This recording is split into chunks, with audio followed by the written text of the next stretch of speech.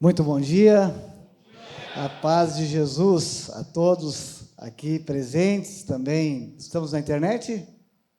Então, a todos que estão nos acompanhando também aí pelo YouTube. Bem, cá estou para oferecer a Deus e compartilhar com vocês um sermão nesta manhã. Quero, antes disso, dar um parabéns bem gostoso a todas as mamães. Onde é que estão as mamães aí? Olha aí, bênção. Vocês são bênção demais. Então, pelo Dia das Mães, né? É uma data, na verdade o Dia das Mães é todo dia, né? Mas, pelo menos hoje, em boa parte do mundo, se faz alguma coisinha especial, se gera uma desculpa para se dar um presente, né? E também agradar as mamães. Muito obrigado pela acolhida aqui, a Igreja Vintage, a liderança, os pastores, a todos que servem. Quero mencionar aqui em especial algumas pessoas que entraram em contato comigo durante a semana e hoje, né? O Israel. Onde é que está o Israel? Está aqui? Deve ter sido pelos bastidores aqui. Está lá? Né, que acertamos alguns detalhes aí, muito legal a organização de vocês, quero parabenizar também a Priscila e o Barba, né, que eu estava assim, ansioso para conhecer o Barba. Conheci o Barba, tive um bate-papo com ele ali, foi um encontro bem legal. Então, parabéns pela organização, por esses bastidores, todos esses detalhes, essa excelência.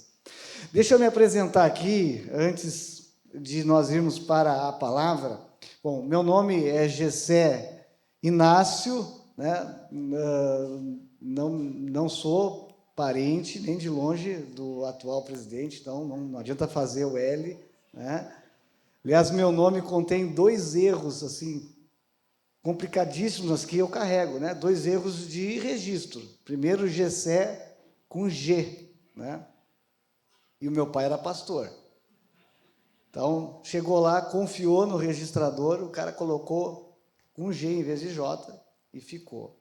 E mais lá atrás ainda, no tempo do meu avô, o meu avô, quando foi registrado, transformaram o nome do meu bisavô em sobrenome do meu avô. Então, criou uma nova família ali. Então, esse Inácio foi criado pelo registrador, inclusive, né? Meu sobrenome deveria ser outro. Mas eu estou hoje, né, pastor na Igreja Batista Betel, aqui do bairro Partenon, em Porto Alegre, e tenho uma família maravilhosa. Tem aí a foto, né, a Keila, minha amada esposa, e os meus 2 guris, o Arthur e o Gustavo, esse presente que Deus tem nos dado, né, a herança do Senhor. Nós estamos completando nesse ano 24 anos de casados. E eu casei novo, gente, tá? Casei novo. Mas vou fazer 46 anos daqui uma semana. E há esperança para os feios e para aqueles que estão meio desesperados aí com relação a arrumar uma bonita esposa e uma boa esposa, viu? Do meu melhor tempo de crente na juventude foi entre os meus 16 e 18 anos. Tempo que, de fato, assim, eu buscava Deus, ia a culto de oração, e um dos motivos que fazia eu levar tão a sério isso é que eu olhava na igreja, assim, era uma igreja pequena, de interior, meu pai havia sido, né, transferido de uma cidade para outra, e chegamos lá, não tinha jovens. Era eu e a minha irmã. E a jovem mais nova do grupo de jovens tinha 40 anos. Então bateu o desespero. Eu disse, meu Deus, eu cheguei justamente nesse tempo aqui e não tinha. Né? Então eu orava. Toda terça-feira à noite, oração. Eu orava, Senhor, tem misericórdia de mim, né? Tem compaixão de mim. E aí, imagine, conheci a Keila a 600 quilômetros de distância num evento da igreja. E, enfim, oramos, casamos e estamos aí até hoje. Então, é possível sim, viu? É possível. E eu confirmo aquela máxima: quanto mais feio o homem, existe chance de arrumar uma esposa bem bonita, tá? Existe a chance. Bem, falando um pouquinho ainda, né, da igreja onde eu estou pastor, né, aqui de Porto Alegre, é uma igreja antiga, a nossa denominação, estava contando ali para o Barba, né, que a gente tem um desafio de revitalização de uma igreja que tem 85 anos de existência ali no bairro, é uma das igrejas mais antigas da Zona Leste, nem a igreja São Jorge, que todo mundo conhece ali do viaduto, né, ela fez 70 anos agora. Então, nós somos mais antigos que a principal igreja católica do bairro, e dentro de uma missão batista que veio da Suécia, 110 anos atrás, bênção de Deus, trabalho missionário que nasceu, né, se espalhou pelo estado, pelo Brasil, mas que com o passar dos anos, né, começa a ter os seus problemas. Eu estou há 10 anos pastoreando a igreja ali, convivi durante 2 anos com o hoje pastor Jack. Na época ele era o Jackson, eu era o líder de louvor e ele era o guitarrista. Então, normalmente, quem dá problema num grupo de louvor é o baterista ou o guitarrista. Hoje, como a worship deu uma né, mas eu estava contando para o Barba, ele não está aí, o Jackson, depois pode ser que ele fique bravo comigo, mas depois ele me manda uma mensagem. Mas me marcou um dia, nós fizemos um evangelismo fantástico no centro de Porto Alegre, na esquina Democrática, e eu tiro o meu chapéu para ele, porque eu não conheço, até hoje, dos que eu convivi, um evangelista tão assim, né, vibrante como ele. Literalmente, ele parou a esquina Democrática, pregando. E eu ali, como líder de louvor, cuidando dos bastidores, faz tudo é certo, o som, tivemos que levar tudo lá, certo. Voltamos à noite para a igreja, no nosso culto, né, que seria... Ele estava tão empolgado que, quando eu vi, ele estava em cima de uma caixa de som, fazendo uma performance de guitarra aqui. E os irmãozinhos com os olhos arregalados, ele disse, hoje vai ter para mim, né? E aí, depois, eles falaram, mas pastor, não era pastor, eu era o líder na época de louvor, eu sei pastor bem depois. E eles, mas, Gessé, uma igreja, lugar santo, que disfarçatez isso. Eu, Jackson, pega leve, vamos devagar, cara, vamos devagar, sabe como é que é a coisa aqui. Então, convivemos aí por cerca de 2 anos, depois Deus foi conduzindo ele por outros caminhos, e hoje vocês estão aqui, né? E tivemos essa boa convivência, e o importante, né, é que o dono da obra, o dono da missão, continua, né, continua fazendo, continua usando pessoas, continua levantando homens, mulheres, para fazer a sua obra. Tudo isso que eu falei é periférico. Vamos ao que realmente importa nessa manhã, a preciosa palavra de Deus. Tá? Vamos ler, então, texto no 2º livro das Crônicas, no capítulo 16, a partir do verso 7. Eu vou ler na Nova Almeida atualizada, se tiver, se vocês projetam o texto, ou se obriga o pessoal a ler na Bíblia, né? Tem gente... não projeta o texto. Então tá bom. Isso aí. Senão fica aquela tentação do pessoal nem carregar mais a Bíblia, né? Ainda bem que eu trouxe a minha, hein? Às vezes eu uso só no tablet.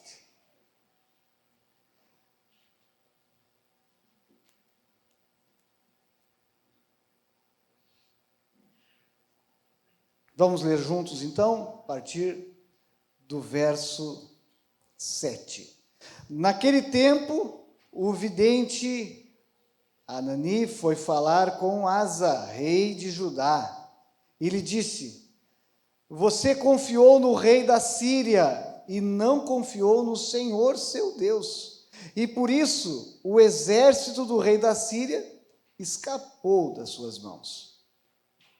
Não é verdade que os etíopes e os líbios formavam um exército com muitos carros de guerras e cavaleiros? Mas por que você confiou no Senhor, Ele os entregou nas suas mãos. Porque quanto ao Senhor, os seus olhos passam por toda a terra, para dar força àqueles cujo coração é totalmente dele. Nisso você cometeu uma loucura. Por isso, de agora em diante, haverá guerra entre você, contra você. Porém, Asa se indignou com o profeta e o lançou na prisão, porque estava enfurecido contra ele por causa disso. Na mesma ocasião, Asa oprimiu alguns do povo. Nas versões mais antigas da Bíblia Almeida, atualizada ou corrigida, o verso 9, a primeira parte, usa a seguinte expressão: porque quanto ao Senhor, seus olhos passam por toda a terra, para mostrar-se forte para com aqueles cujo coração é totalmente dele. Amém. Vamos fazer uma oração? Feche teus olhos. Senhor, me ajude nas minhas imperfeições, eu não atrapalhar ou interferir naquilo que tu queres fazer através da tua palavra aqui nesta manhã. E que o nosso coração, de fato, seja uma terra boa para receber a preciosa semente que é a tua palavra. Em nome de Jesus. Amém. Esse sermão que eu quero ofertar aqui nesta manhã, ele está baseado na biografia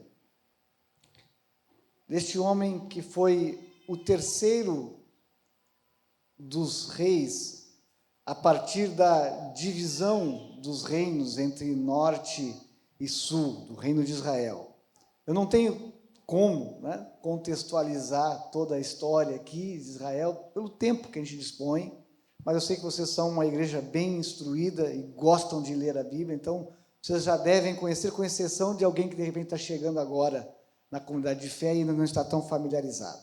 Mas Israel foi estabelecido como um reino, houveram reis que governaram o reino ainda unificado, mas pelos desmandos de Salomão, veio uma consequência. O reino, na verdade, pelo que Salomão fez, deveria ser arrancado das mãos dele e da sua dinastia. Mas por amor a Davi, Deus ficou meio que preso a essa promessa que nunca faltaria. Um descendente de Davi no trono, o reino se divide. Reino do Norte, que futuramente seria construída uma capital chamada Samaria. Reino do Sul permanecia, então, em Jerusalém, a sede, a capital, e ali o rei, então, de Judá, agora, Reino do Sul, Judá, reinava. Aqui está o neto de Roboão, filho de Salomão, primeiro rei, então, do reinado do sul.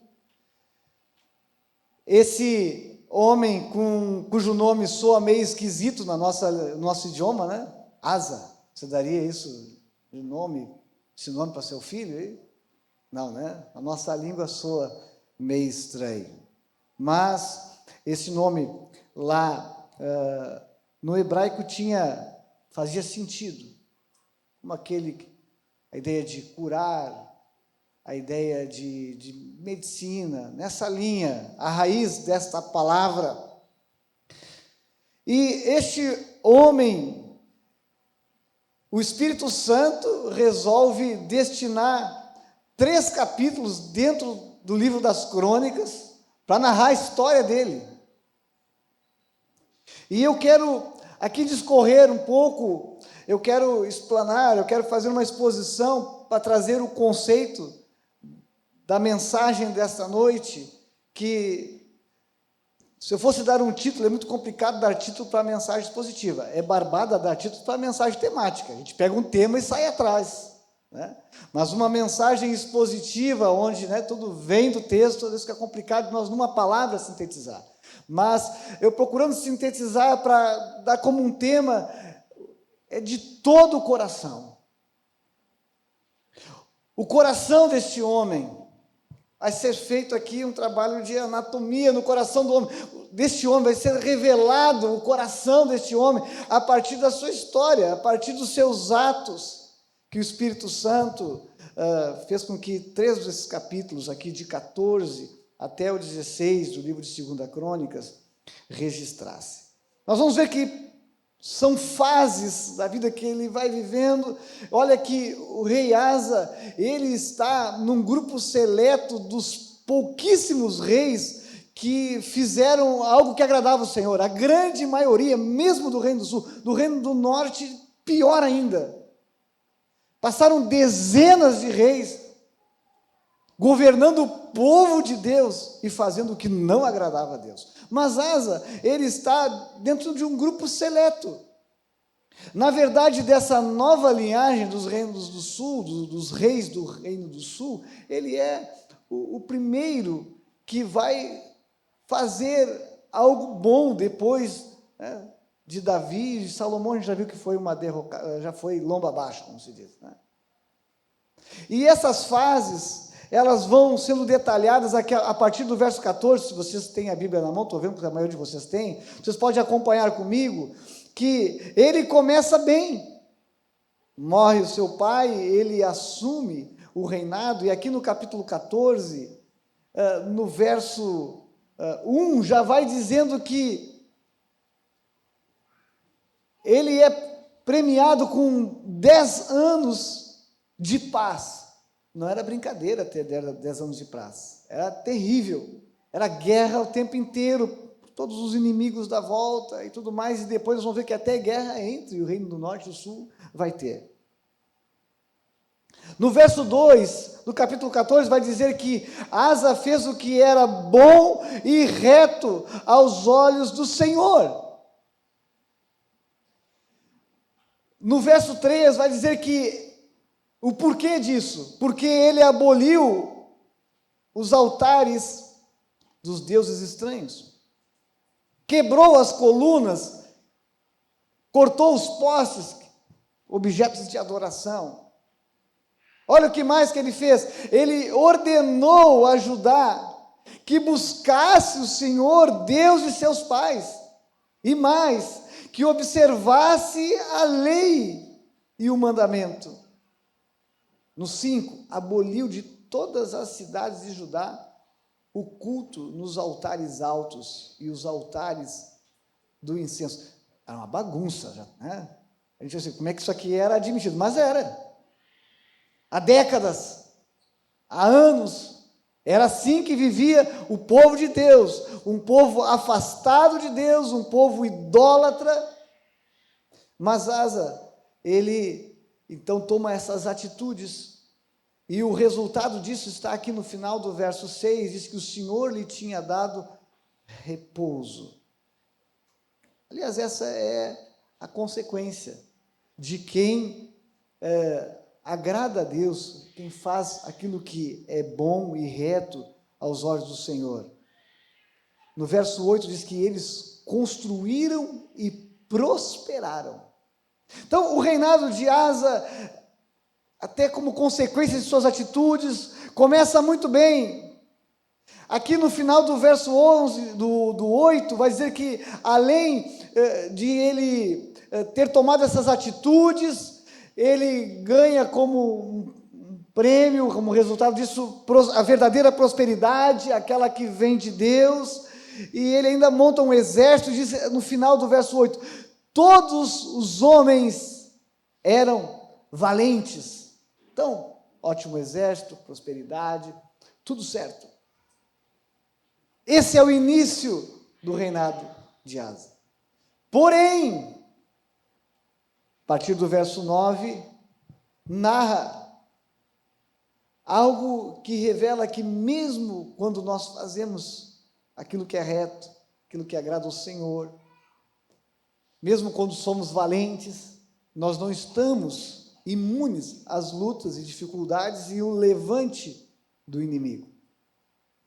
Aqui se levanta literalmente Zerá, o etíope, que tinha um exército de nada mais, nada menos, um exército de 1 milhão de homens. Verso 9, saiu contra eles um exército de 1 milhão de homens e 300 carros de guerra. Imagina, tanques da época, né? E vão até o local chamado Maressa. E Asa, um homem bom, com seu exército de homens fortes, sai então para enfrentar essa batalha. Só que ele vê que ele não tinha como.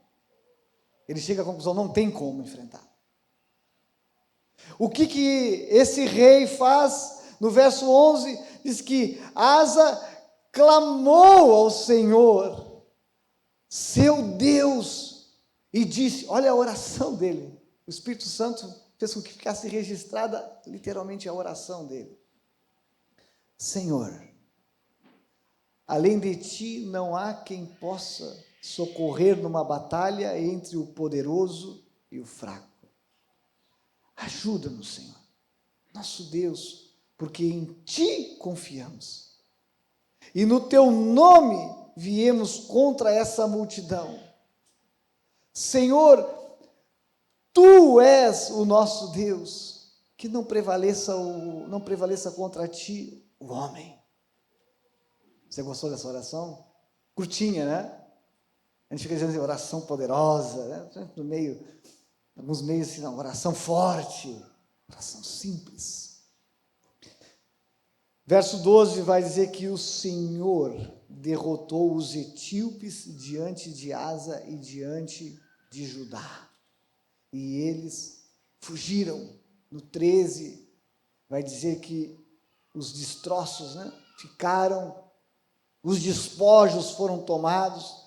No verso 14 diz que atacaram todas as cidades ao redor de Gerá, porque o terror do Senhor as havia invadido. Então, êxito.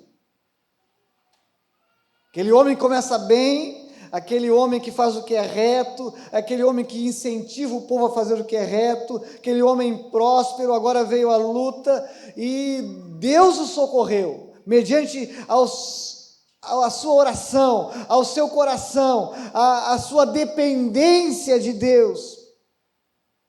Tudo certo até aqui. Vem o capítulo 15. Nesse contexto, o Espírito de Deus veio sobre Azarias, filho de Obed, que saiu ao encontro de Asa e lhe disse, aqui é profecia, né? Um profeta. Sabemos que a maior profecia, né, sem dúvida nenhuma, hoje é essa. Mas, de maneira geral, todo mundo gosta, assim, quando Deus usa alguém para falar alguma coisa, né? Asa recebe, então, essa palavra vinda de Deus através de Azarias. Asa e todo Judá e Benjamim, escutem, o Senhor está com vocês, enquanto vocês estão com Ele. Se o buscarem, Ele se deixará achar, mas se o deixarem, Ele também os deixará.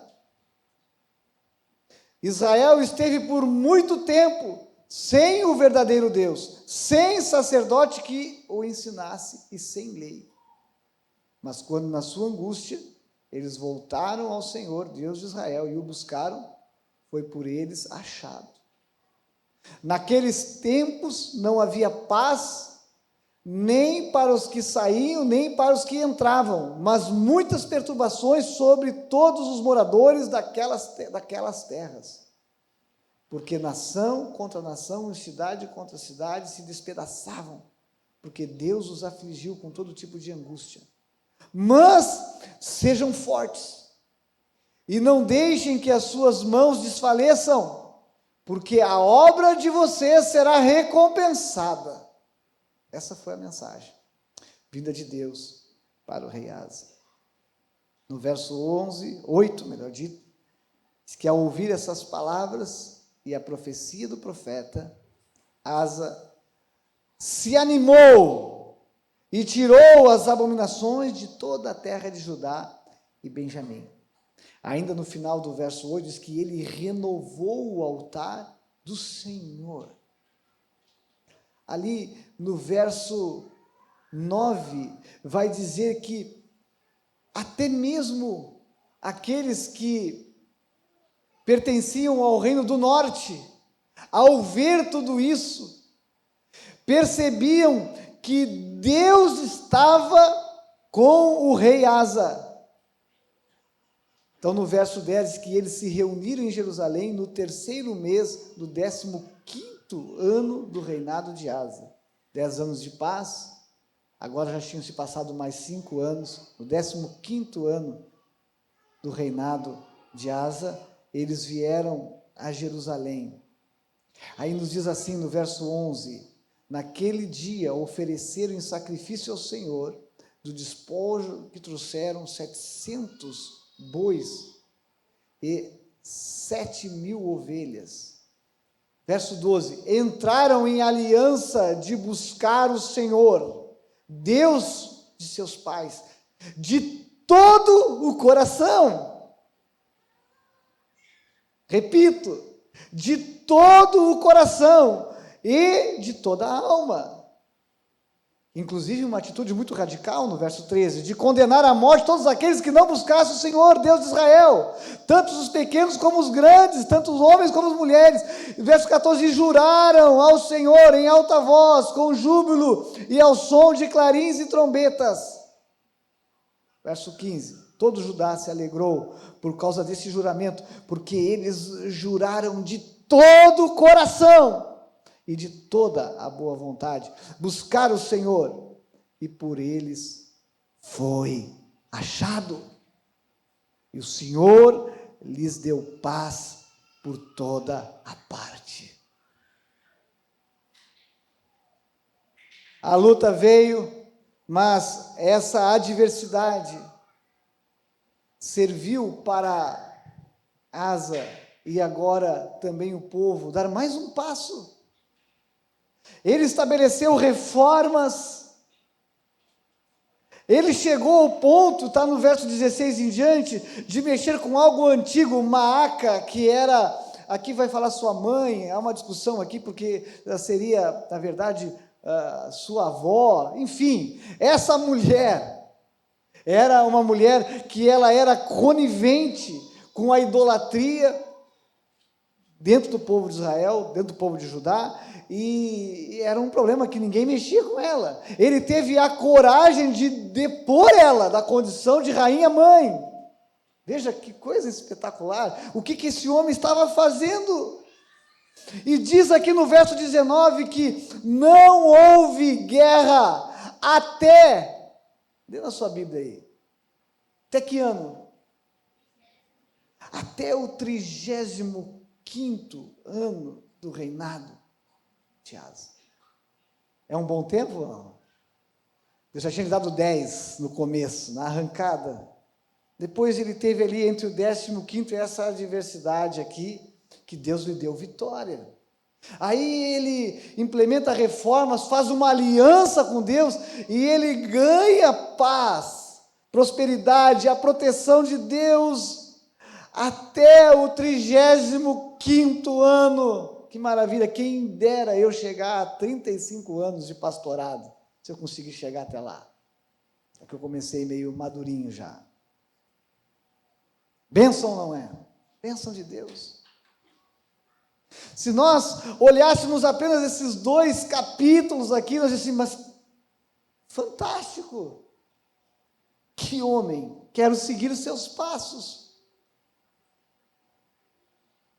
Acho, inclusive, olhando por aqui, olha, Davi era o homem segundo o coração de Deus, e de fato, com exceção, né, daquela pisada de bola com relação ao seu adultério e aquela arquitetura, né, do assassinato de Urias, tirando aquilo que foi terrível, Davi foi quem, a Bíblia diz, olha, que ele foi perfeito em todos os seus caminhos, o jeito de andar diante do Senhor, com exceção disso. Nós dizíamos, olha, Asa foi até melhor, porque nós não vamos descobrir nada aqui pelas páginas da Bíblia de seus defeitos, pecados, suas mazelas. Não, um homem bom. Você concorda? Até que um homem bom. Mas aí chegamos no capítulo 16, do qual eu li dos versos 7 ao 10. Quando chega o 36º ano do reinado de Asa, olha o que acontece. uma guerra está se avizinhando. E aqui o inimigo não é nem o etíope ou o líbio, não é um exército de 1 milhão de homens, mas seus irmãos de sangue. O Reino do Norte. Diz aqui o texto, a partir do verso 1, que Baasa invadiu Judá, começou a edificar cidades, começou a edificar a cidade de Ramá, que era um local estratégico, porque nesse momento muitos que eram do norte vinham para o sul, porque viam que a coisa era séria ali, migravam. Então, de alguma forma, também havia a tentativa de barrar esse tráfego, sobretudo do norte para o sul. E aqui começa a construção da cidade de Ramá para impedir a entrada e saída do território de Asa. E o verso 2 diz que Asa começa a ter atitudes. Ele sempre foi um homem de atitudes, mas olha a atitude que ele começa a tomar agora. Diz que ele tira a prata e o ouro dos tesouros da casa do Senhor e os tesouros do palácio real e envia a Ben-Hadad, que era o rei da Síria, inimigo.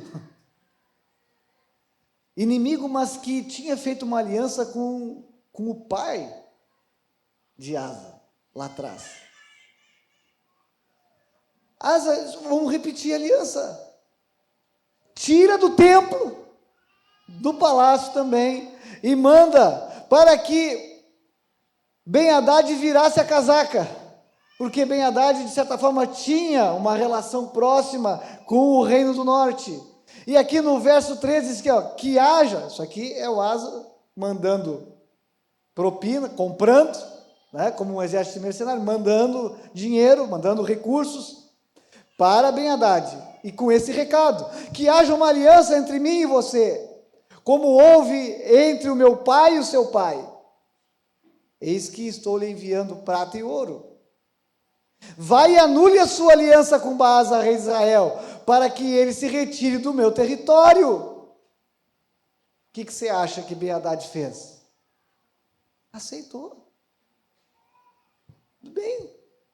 Recebo o ouro do templo, recebo as riquezas que você está mandando, e faço esse acordo com você. E ele cumpre o acordo. Ele vai lá e ataca o reino do norte. E a construção da cidade de Ramá é paralisada.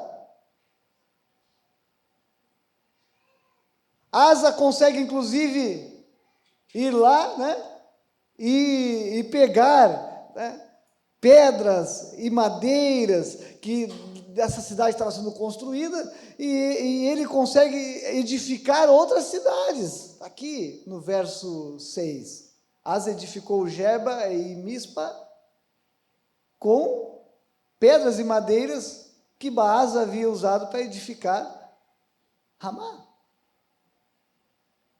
Deu certo? O plano de Asa deu certo? Deu certo? Claro que deu. Aos olhos dele deu. Dentro do pragmatismo deu certo, resolveu o problema ou não resolveu? Qual era o problema? O problema era o reino do norte invadindo. Seus irmãos se levantando contra o reino do sul. Ele pensou, meu pai fez uma aliança com a Síria, vou fazer também. Tomou atitude, foi um homem de atitude ou não foi? Foi. Mas nem tudo que dá certo é certo. Porque o certo é certo quando é feito do jeito certo. Não é só fazer o certo, mas é fazer do jeito certo. Então aqui está o plano de fundo, o pano de fundo. Aqui nós temos agora o rei Asa, já um senhor, tendo desfrutado todo esse tempo de paz, veio uma adversidade, resolveu. Vida que segue. Mas aí, no verso 7 que nós lemos no início dessa mensagem, vem o profeta, o vidente, é assim que o Antigo Testamento vai chamar muitas vezes o profeta, Anani, e veio falar com Asa. E o profeta, ele vai chegar já metendo o dedo na cara. Estava conversando com o Barba ali atrás, ele estava me contando um pouquinho da sua história, da sua chegada aqui e de algumas coisas que ele admira aqui, que é essa capacidade, essa cultura que vocês têm criado de falar olho no olho, né? É isso que eu entendi. Confrontar, chamar pecado de pecado, né? Não ficar enfeitando, passando a mão por cima. Foi o que o profeta fez aqui, meteu o dedo na cara de Asa e disse: você confiou no rei da Síria e não confiou no Senhor, ponto, é isso. Por que não confiou no Senhor? Aí ele vai continuar dizendo assim: quando foi um exército de 1 milhão de homens, algo muito mais complicado, você clamou, confiou no Senhor, o Senhor respondeu, não ia tratar, não ia resolver agora.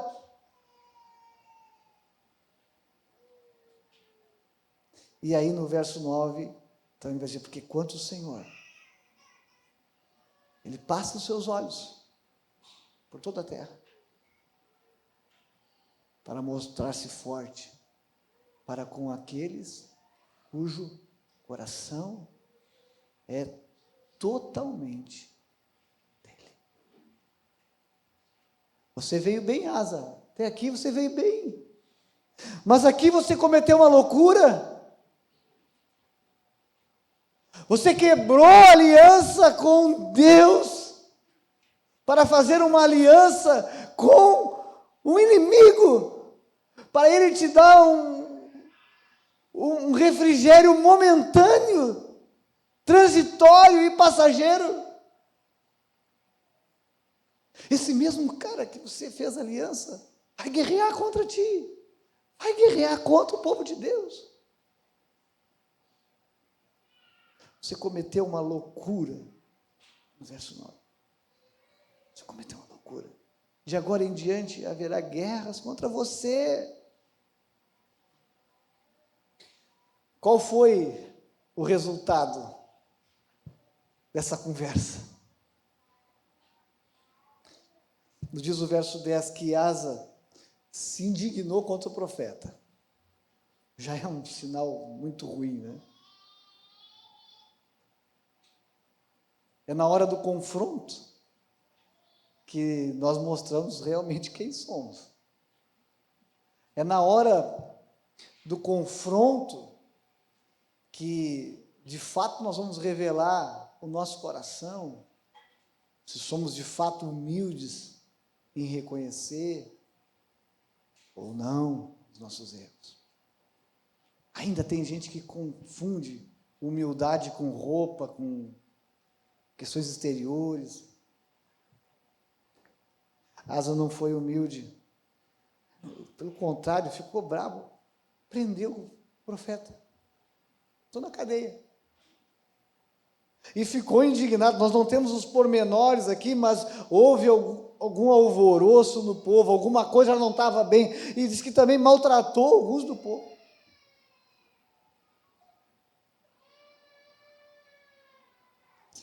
E assim é que o capítulo 16 vai caminhando para o final, sem dar muitos detalhes, mas dizendo que os demais atos de Asa, tanto os primeiros como os últimos, e nós vimos que os primeiros foram bons e os últimos não tão bons, tudo ficou escrito no livro da história dos reis de Judá e de Israel, que não chegou para nós, né? Não chegou para nós.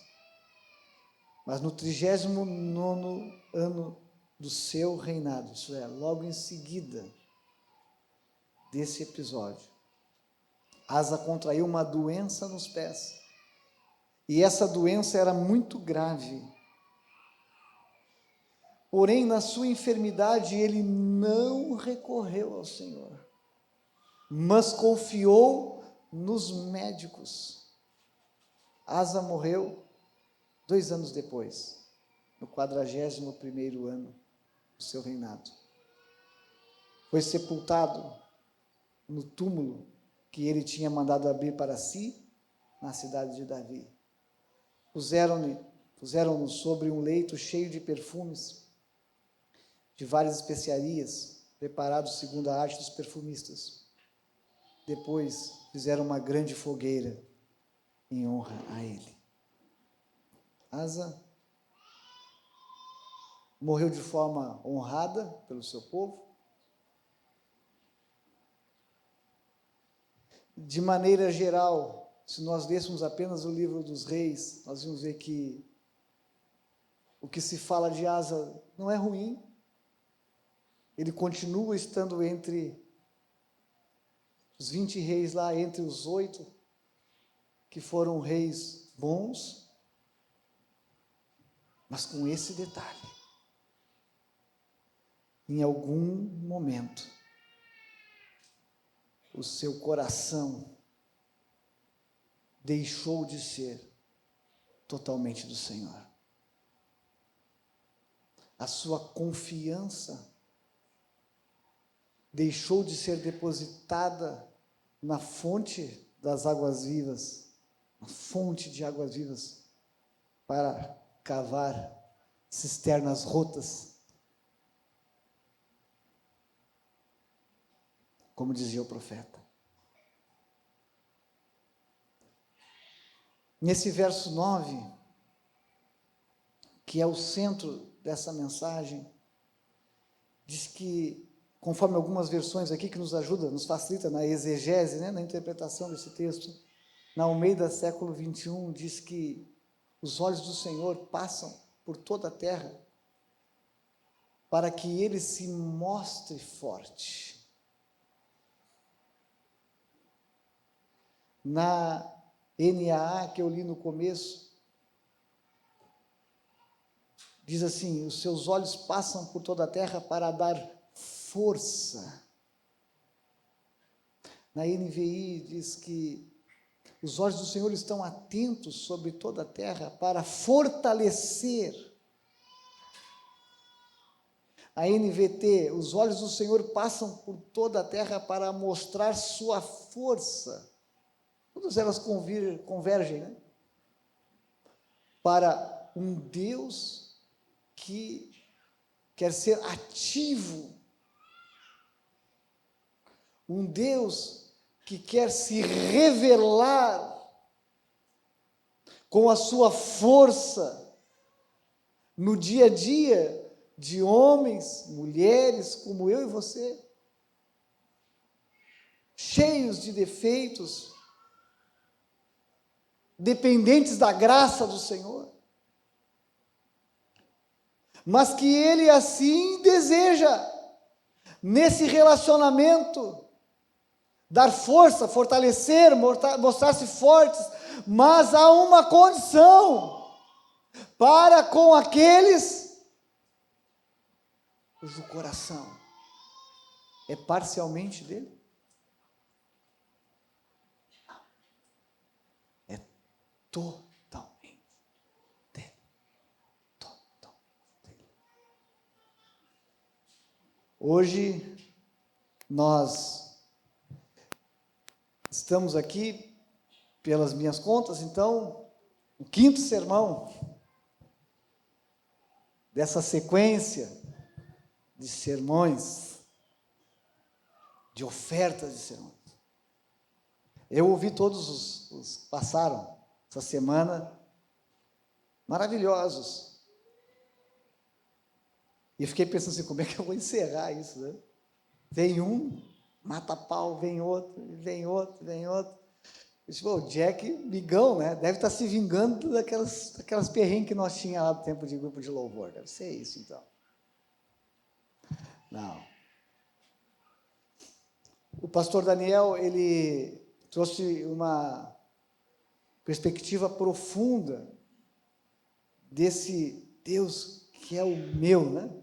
pastor, nosso pastor, próximo. Ouvindo o sermão do Alexandre Lozano, onde ele compartilhar o seu testemunho de vida maravilhoso, de conversão, né? E ele falando de forma apaixonada sobre a missão de Deus, continua nessa terra, essa missão de se revelar a homens e mulheres. Mesmo ele, na sua infinita, né, sabedoria, poder, soberania, resolve se relacionar com uma criatura, conosco. Não somos nada. O pastor Leon, ele explanou a oração de Jesus de forma apaixonada também. E como Jesus, mesmo ali, prestes a entrar no seu momento de maior agonia, quando ele iria cair nas mãos de homens pecadores e miseráveis, e ali ele derramaria sua vida em nosso favor, mas ele já orava por nós.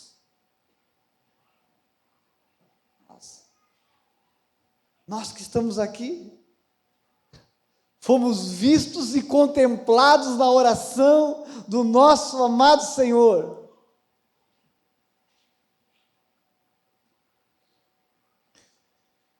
Reverendo Rogério, Jesus vai voltar, ou que nem chiclete na cabeça, né? Semana toda, Jesus. Nos relembrando dessa esperança que temos de um relacionamento que inicia aqui, mas que transcende por toda a eternidade, de uma esperança viva, de que teremos algo melhor pela frente, de que mesmo olhando para todos os lados, e alguns crentes ainda acham que vão encontrar, né, esperança na política, enfim, no time de futebol, e ficam buscando. Nossa esperança é estar com o Senhor. Estar com o Senhor. Mas, coube a mim fazer então essa quinta oferta, esse quinto sermão. A proposta era: oferte o seu melhor sermão. Eu não sei se esse é o meu melhor sermão. Não sei.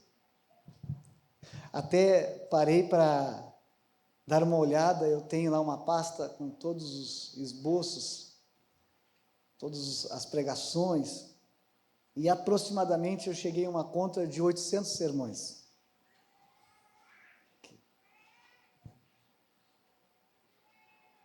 Eu, como falei no começo, me apresentando, filho de pastores, nasci literalmente no campo missionário. Meu pai e minha mãe, quando minha mãe deu à luz, estavam sendo missionários da nossa denominação, Convenção Batista Independente, na cidade de Santana do Livramento, numa igrejinha com 8 pessoas, uma capelinha de madeira dividida ao meio, metade igreja, metade casa pastoral. De tanta umidade naquele lugar, eles tinham casado no ano anterior, praticamente todos os móveis apodreceram, e eu com 15 dias de vida, fui parar com pneumonia no hospital de tanta umidade. Aquele lugar era insalubre. Então eu posso dizer que eu nasci no hospital, mas eu fui criado na igreja. Aliás, moramos dentro da igreja. Numa das igrejas que meu pai pastoreou, inclusive, saía do meu quarto, quando abria a porta, estava dentro da igreja, assim. Às vezes algum irmão entrava naquela porta e nos pegava saindo do banheiro para o quarto. Eu vivi essa realidade de viver e respirar igreja dentro do contexto do Evangelho. Mas uma coisa que eu dizia no meu coração: eu jamais vou ser pastor. Meus pais puderam pelo menos bancar as minhas viagens para eu estudar num instituto federal para ter uma formação, e tive uma formação que me deu uma profissão e que me levou a ser muito bem-sucedido nessa profissão. E o que eu dizia é o seguinte: eu sei o que é ser pastor e eu não quero isso, mas Senhor, o que eu puder fazer eu faço, eu boto a mão no bolso, eu ajudo, eu dou tempo e dou dinheiro, mas eu não quero ser pastor. Só o que acontece é que isso não tinha sido combinado com a minha mãe, nem com o meu pai, né? Vocês mamães que estão aqui hoje, minha mãe conta que quando ela recebeu o exame, estava grávida, que ela ajoelhou e disse: esse filho é para a tua obra. Eu disse: mãe, por que tu fez isso? Qual é a tua? Ofereceu o corpo do outro, né? E depois que o meu pai faleceu, ele tinha contado para um outro pastor que veio me contar, que eu não sabia disso, um outro pastor que ele tinha feito a mesma oração. Os dois fizeram a mesma oração. E aí eu lutando lá, líder do grupo de louvor, no meu tecladinho, aí cada vez que aparecia alguém diferente, que não era do contexto, quando chegou um certo momento, né? Porque o pastor dizia assim: eu estou ficando velho, Deus me mostra que tu vai ser o meu sucessor. Eu disse: não, negativo. Aí eu era envergonhado também a cada vez que aparecia alguém, porque Deus de alguma forma trazia luz a isso, né?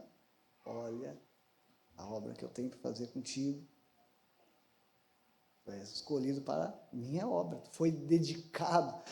Esse negócio de mãe é complicado, né? Hoje eu ainda tenho que falar com a minha mãe, eu vou dizer: mãe, puxa vida, mãe.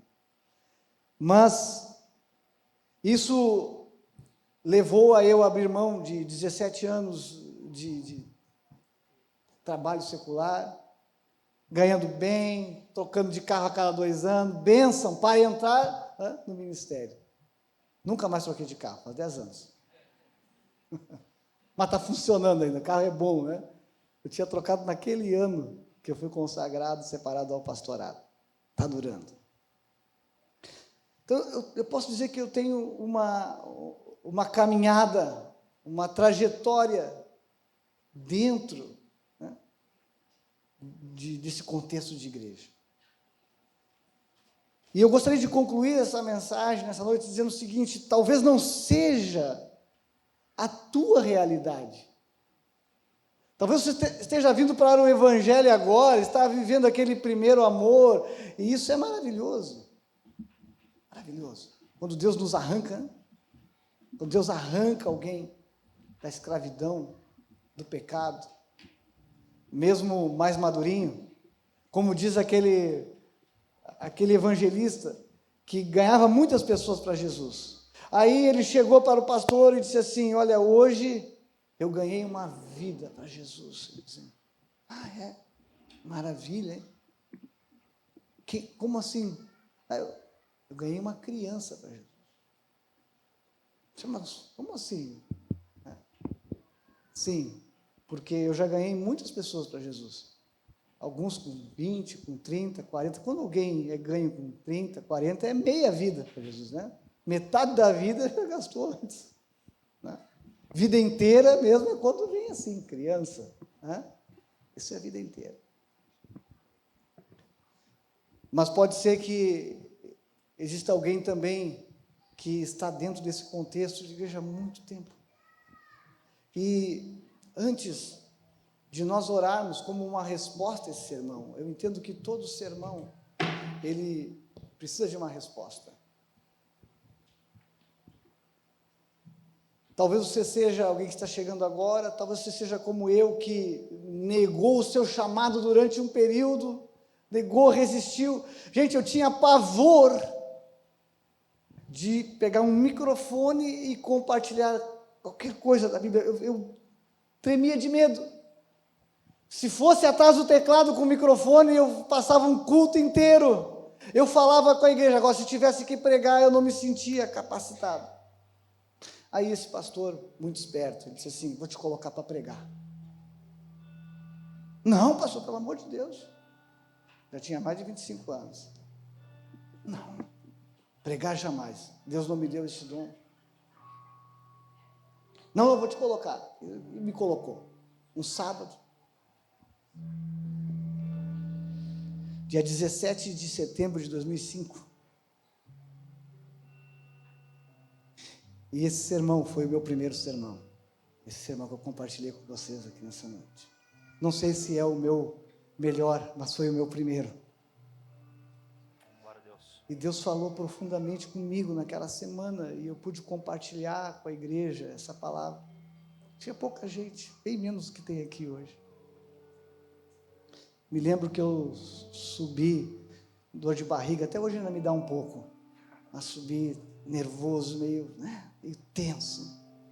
Mas no momento em que eu comecei a ler o texto e falar, toda a tensão foi embora, todo o medo foi embora, e eu senti que Deus me capacitou, e a partir daquele dia, tudo foi diferente. Quando chegou segunda-feira, tudo que é texto que eu lia, vinha a palavra, e até hoje é assim, eu estou lendo e vai fluindo. Eu creio que Deus me deu o dom da palavra naquela noite, no momento em que eu comecei a pregar esse sermão.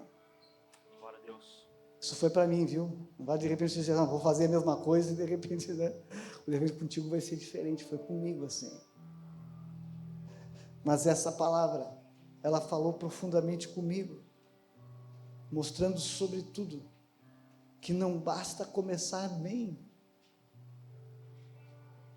Nós precisamos começar bem e terminar bem. E aqui nós estamos diante de um exemplo de alguém que começa bem e não termina bem. Então, enquanto o Ministério de Louvor vai cantar mais uma vez essa música que eu tinha sugerido a eles, que tem a ver com essa palavra, que é o tema dessa palavra, gostaria que você pegasse esse cântico, tudo o que nós discorremos aqui nesses capítulos, e que o Espírito Santo venha ministrar na sua multiforme graça e sabedoria de forma individual, porque é assim que Ele faz, né?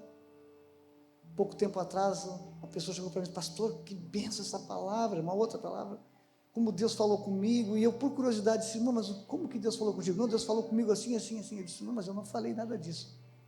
Mas o Espírito Santo deu uma ajeitada e juntou A com B, e o Espírito Santo falou, porque Ele fala. Você crê nessa fala?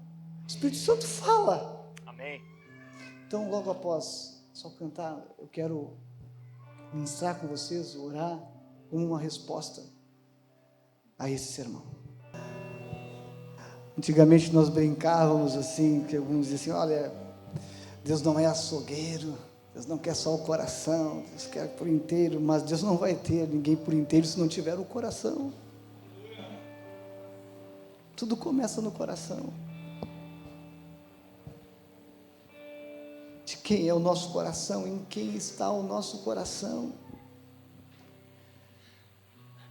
Eu não sei contra você, mas eu não quero apenas ter começado bem, eu quero terminar bem. A discussão aqui é qual o seu posicionamento diante do Senhor, como está o seu coração. Você é um salvo no Senhor,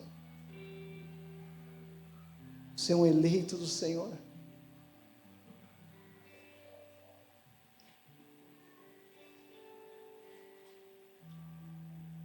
Eu não sei se você está, quem sabe, ouvindo até pela primeira vez, entrou aqui pela primeira vez, ou está assistindo pela internet, mas hoje, como resposta a essa palavra, você pode se render a Cristo como seu único, suficiente Salvador, render o seu coração a Ele, aquele que é o amado da nossa alma, aquele o único em quem nosso coração consegue repousar e tranquilizar. Bendito seja o teu nome. Quem sabe você tem buscado, procurado saciar essa tua sede, esse teu anseio em N coisas que você sabe que são coisas que dão aquela alegria momentânea, mas passou. Mas ao reconhecer Jesus Cristo como Senhor, Salvador, o Espírito Santo está te convencendo a isso. Faça isso nesta manhã. Glória a Deus. Faça isso. Mas se entregue sem reservas. Deixe Ele tomar todo o teu coração. Sem reservas. Seja persistente. Seja atento. Não deixe, quem sabe você que já está na caminhada já há algum tempo, não deixe que a prosperidade que Deus tem trazido sobre a tua vida venha criar a falsa ideia que agora, bom, esse problema eu resolvo do meu jeito. Não, resolva do jeito certo. Resolva com Deus. Amém. Deixe Ele ir à frente. Amém, glória a Deus. Não, mas eu dou conta. O rei Asa também achava que dava conta, e vocês viram a consequência, e aquilo revelou que o seu coração já não era totalmente do Senhor. Seu coração foi se dividindo, e assim ele foi esfriando.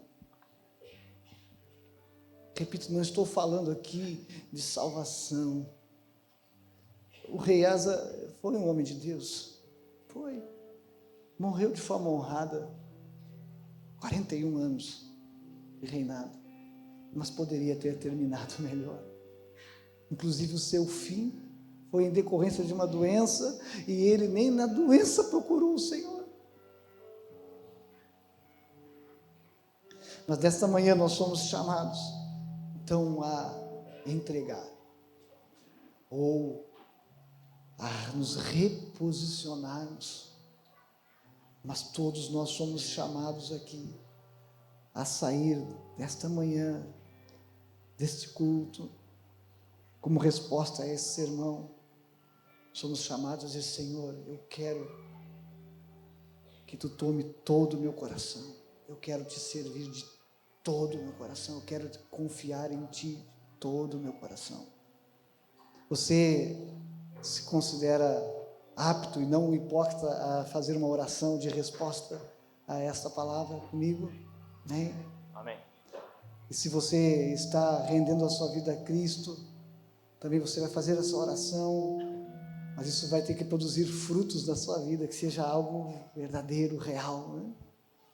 Feche os teus olhos.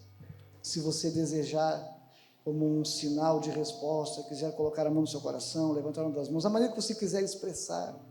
E se você não foi convencido pelo Espírito Santo a nada disso, essa palavra não atingiu o teu coração, está tudo bem, né? Não faça algo com hipocrisia, mas faça de coração. Senhor, nós queremos, nesta manhã, responder a Tua palavra. Glória ao Teu nome, Jesus. Senhor, nós queremos, como resposta a este exemplo que o Senhor deixou aqui registrado na Tua palavra, como um exemplo entre coisas a serem seguidas e coisas a não serem seguidas, bons e maus exemplos. Agora, Senhor, em primeiro lugar, eu quero me colocar diante de Ti. Tu conheces o meu coração, Tu conheces o nosso coração. Diante de Ti não há nada oculto. Diante de Ti não há como fazer tipo. Diante de Ti não há nada que nós possamos dizer que vai mascarar a realidade do nosso coração. Aleluia. E Tu conheces a cada um, desde o mais jovem até o mais ancião que chegou aqui nessa manhã. Mas, Senhor, eu quero falar por mim. Eu quero dizer: Senhor, meu coração é Teu. Meu coração é Teu, Senhor.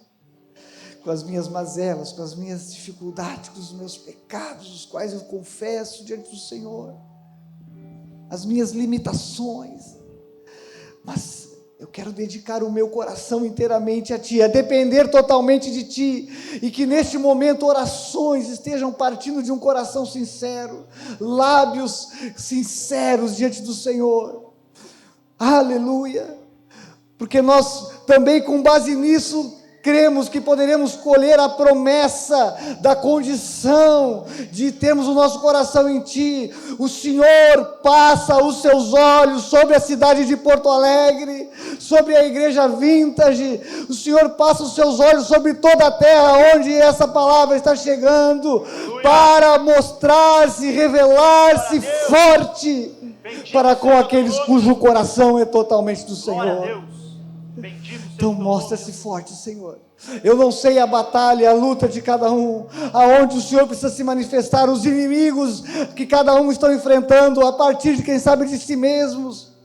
Quantos estão enfrentando a si mesmos, e é assim mesmo. O Senhor diz que quem quiser ir após o Senhor, te seguir, te acompanhar, precisa negar a si mesmo, enfrentar o maior de todos os inimigos, que é o nosso próprio eu. Senhor, em nome de Jesus, mostra-se forte. Revela-te forte. Quem sabe nessa semana, quem sabe nos próximos dias, eu não sei qual é o gigante, o inimigo que tem se levantado, se é a enfermidade, se é uma tentação, se é uma resposta, se é uma luta no campo espiritual, se é uma luta no campo emocional, seja no campo que for, o Senhor vai se revelar forte, em nome de Jesus. Aleluia. Em nome de Jesus, amém.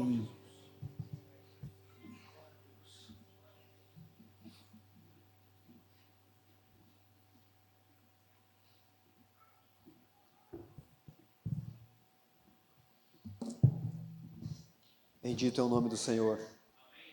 Glória a Deus. Aleluia.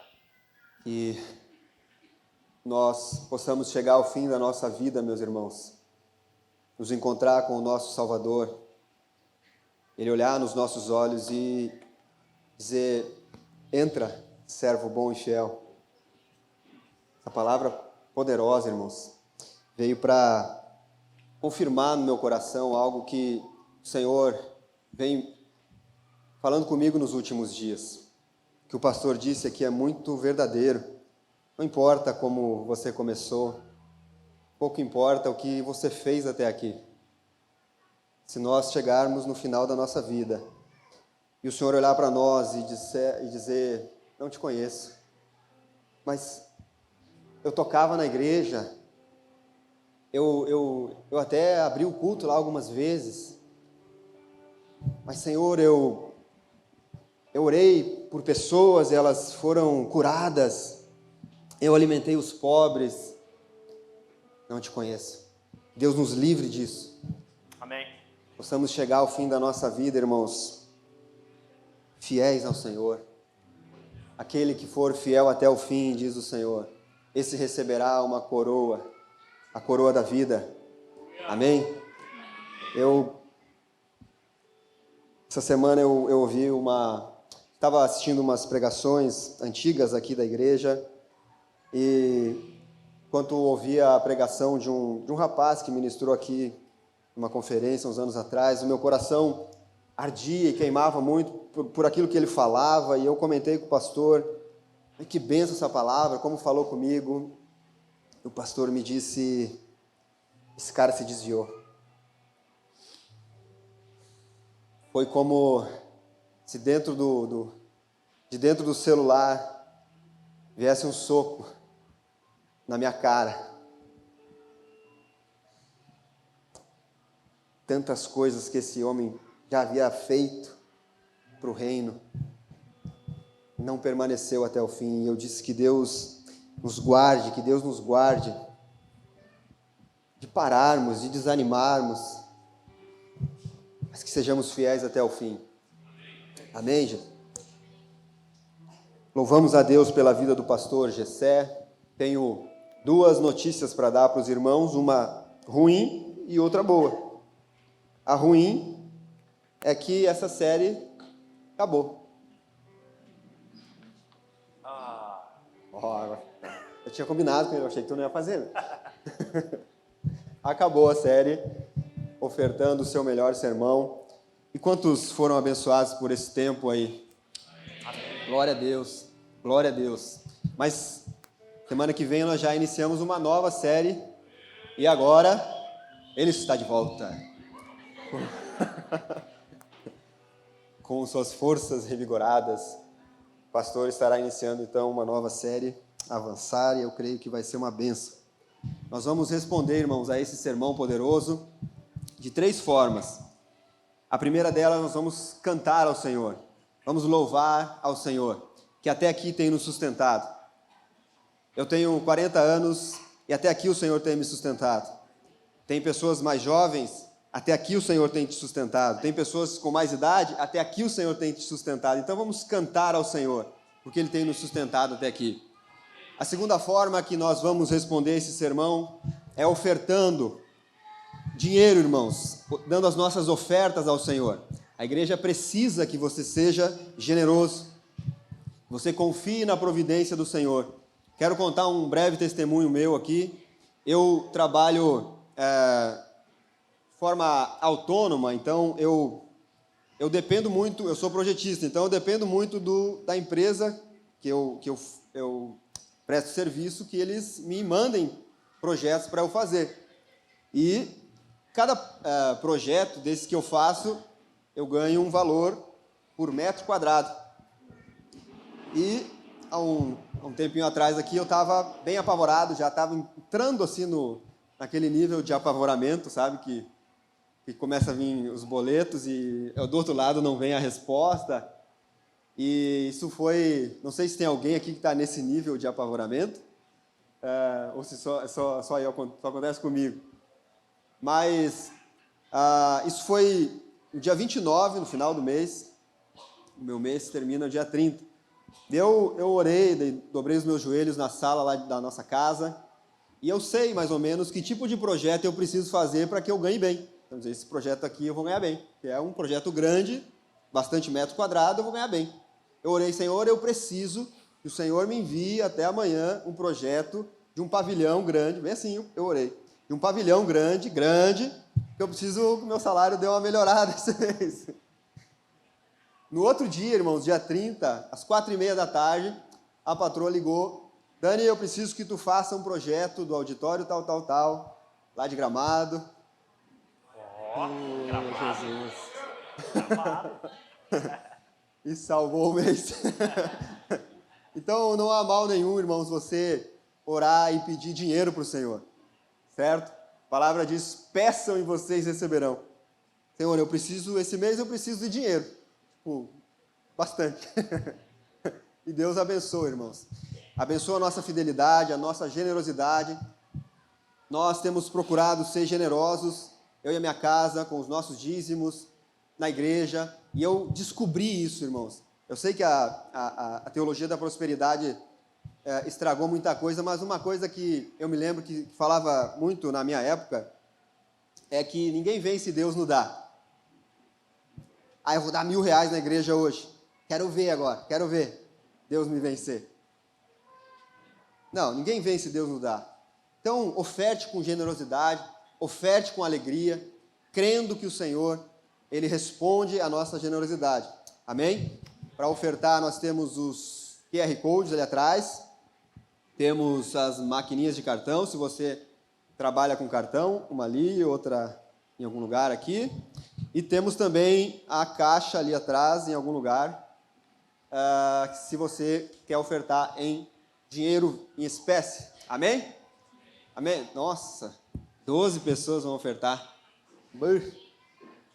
Não funcionou muito aqui meu discurso todo, mas que vocês 12 ofertem com generosidade essa manhã. Amém?